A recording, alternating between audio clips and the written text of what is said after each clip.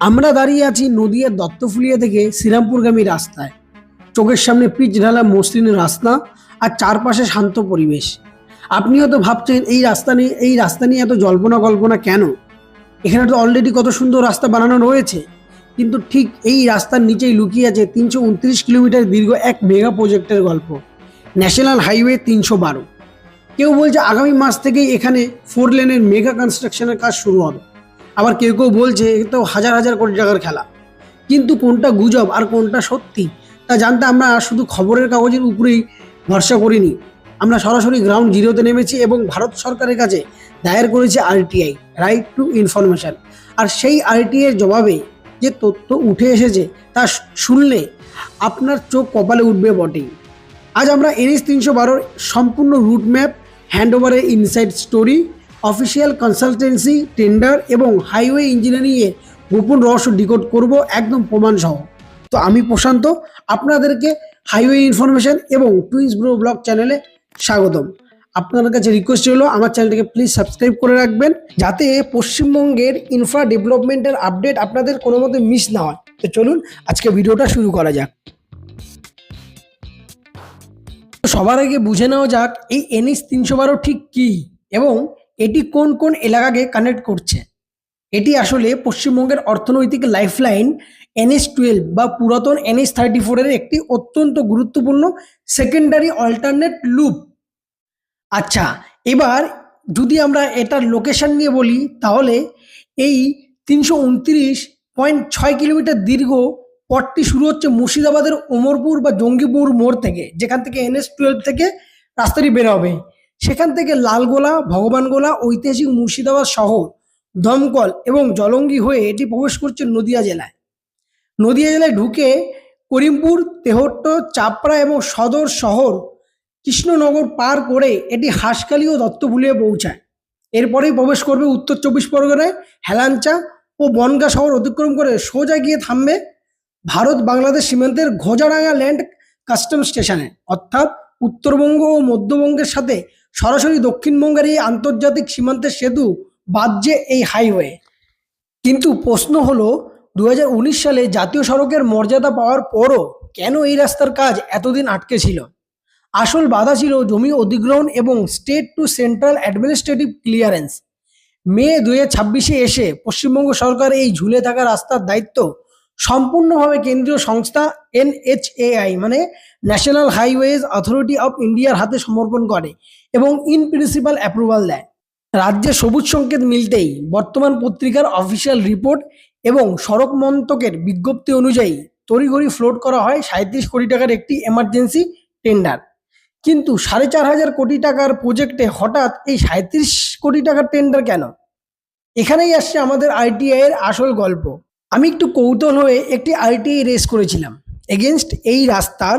কোথায় কোথায় আন্ডারপাস হবে, কোথায় সার্ভিস রোড হবে, কোথায় টোল প্লাজা হবে এবং এই রাস্তার পুরো ডিটেল সম্পর্কে আমি জানতে চেয়ে একটি আরটিআই রেস করেছিলাম। সেই আরটিআই যে উত্তর আমাকে তারা দিয়েছেন তা শুনলে আপনি অবাক হবেন। হ্যাঁ, দপ্তরের পক্ষ থেকে যে অফিসিয়ালি উত্তরটা আমাকে দেওয়া হয় তাতে স্পষ্ট জানিয়ে দিয়েছে আমাকে NH ৩১২-র 4 লেনের ফাইনাল ডিপিআর এখনো প্রিপেয়ারই করা হয়নি। একদম ঠিক শুনছেন, 4 লেনের নকশাই যেখানে ফাইনাল হলি সেইখানে হঠাৎ 4 লেনের কাজ শুরু হওয়া অসম্ভব। আর ঠিক এই কারণেই NHAI অফিসিয়ালি ছেড়েছে একটি টেন্ডার, টেন্ডার আইডি ২০২৬ NHAI ২৮-১৮-২৪ এক, যা ৩২৭ কিলোমিটার রাস্তার জন্য একটি সুপারভিশন কনসালটেন্সি টেন্ডার। এইবার গল্পের টুইস্টটা এখানেই। এবার আসি এই টেন্ডারটা আসলে কাজ কি করবে। এই কনসালটেন্সি টিম মাঠে নেমে ড্রোন সার্ভে, ট্রাফিক সেন্সার করে ডিপিএ তৈরি করতে সাহায্য করবে। তাতে অনেকটা সময় লাগবে। আর কিছু কিছু জায়গায় রাস্তা একটু মেনটেন্সের কাজ যেগুলো করা হবে। এবার মেনটেন্সের কাজ ওখানে কী কী করা হবে সেটাও আপনাদেরকে পুরোটা ভেঙে বলছি। তো আমরা যখন দত্তফুলিয়া থেকে শ্রীরামপুর পর্যন্ত পৌঁছালাম এবং পুরো ওই এরিয়াটাতে আমরা যেটা দেখলাম সেটা দেখে খুবই ভালো লাগলো। যেই জিনিসটা ভালো লাগলো সেটা হচ্ছে এই রাস্তাটি অত্যন্ত মসৃণ এবং খুব সুন্দর, মানে বেশি ভাঙাচোরা এই রাস্তাটা নেই। আমি যতদূর গেলাম ততটাই, যদি এর আগে কোনো ভাঙাচোরা থাকে সেটা আমি দেখিনি। আমি যতদূর গেলাম এক্সপিরিয়েন্স করলাম সেটাই আমি আপনাদের কাছে শেয়ার করছি। তো এখানে সবচেয়ে বড় ইঞ্জিনিয়ারিং প্লাস পয়েন্ট হলো 4 লেন চওড়া করার জন্য যে বা রাইট অফ ওয়ে লাগে, তার জন্য এই বেল্টে কোনো বড় পাকা রেসিডেন্সিয়াল বিল্ডিং ভাঙতে হচ্ছে না। বড় পাকা বাড়িগুলো রাস্তা থেকে বেশ দূরে, তবে রাস্তার ধার ঘেঁষে থাকা কিছু অস্থায়ী কাঁচা দোকান কিন্তু এই 4 লেন ডিপিআর তৈরি হলে উচ্ছেদের আওতায় পড়বে। তো এবার যে এই 37 কোটি টাকার যে টেন্ডারটা ফ্লোট করা হয়েছে, এই টেন্ডারে কি কি কাজ করা হবে? এক তো এই এই রাস্তাটা তো অনেক বড় রাস্তা, আমি শুধু এই কিছুটা অংশে গিয়েছি। তো অনেক বড় রাস্তা, তো কিছু কিছু জায়গায় এই রাস্তার খুব বাজে অবস্থা, মানে বেহাল দশা।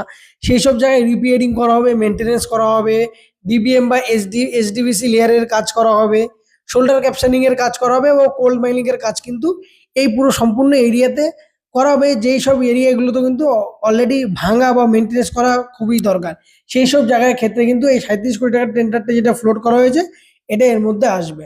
তো আমি প্রশান্ত, আর আমি এই মুহূর্তে রয়েছি দত্তফুলিয়ার এরিয়াতে, এবং এই রাস্তাটি আপনারা দেখতে পাচ্ছেন যে সিঙ্গেল ওয়ে, এটা পরে 4 লেন করা হবে। তো এই রাস্তার প্রত্যেকটা আপডেট পেতে আমার চ্যানেলটাকে সাবস্ক্রাইব করে রাখবেন, এবং ফেসবুকে হাইওয়ে ইনফরমেশন নামে যে পেজটি রয়েছে সেটা কিন্তু ফলো করে রাখবেন।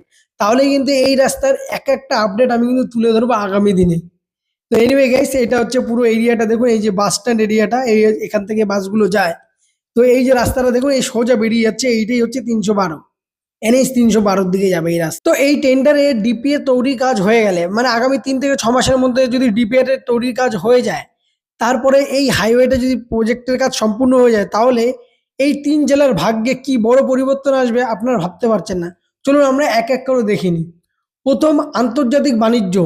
ঘোজাডাঙ্গা বর্ডারে প্রতিদিন শত শত পণ্যবাহী ট্রাক আটকে থাকে।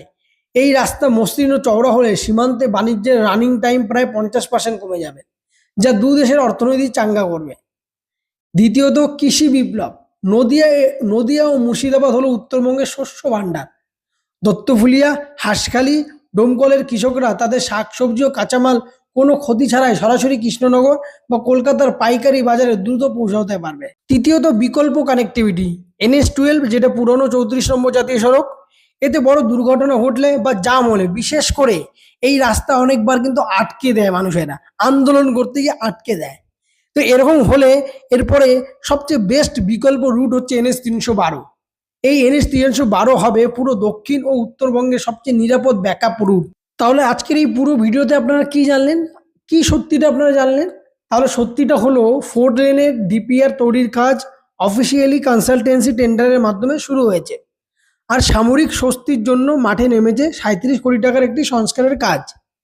আপনার কি মনে হয় এই ডিপিআর তৈরি হয়ে আসল কাজ শুরু হতে কতদিন সময় লাগা উচিত? কমেন্ট করে আপনার মতামত জানান। আর এই ভিডিওটি ভালো লাগলে লাইক ও বন্ধুদের সাথে শেয়ার করতে ভুলবেন না। বিশেষ করে যারা রানাঘাট ও দত্তফুলিয়াতে থাকেন তারা তো অবশ্যই শেয়ার করবেন। দেখা হবে কালকে নতুন একটি আপডেট নিয়ে। জয় হিন্দ, বন্দে মাতরম।